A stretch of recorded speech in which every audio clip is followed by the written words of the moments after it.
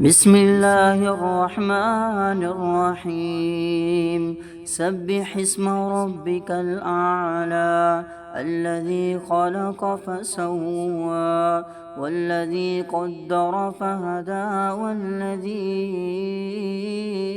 أخرج المرعى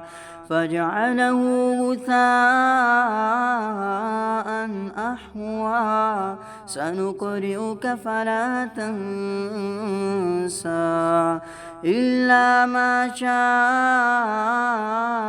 الله إنه يعلم الجهر وما يخفى ونيسرك لليسرى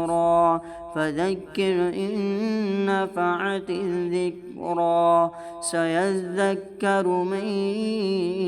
يخشى ويتجنبها الأشقى الذي يصلى النار الكبرى ثم لا يموت فيها ولا يحيا قد أفلح من تزكى وذكر اسم ربه فصلى بل تؤثرون الحياة الدنيا والآخرة خير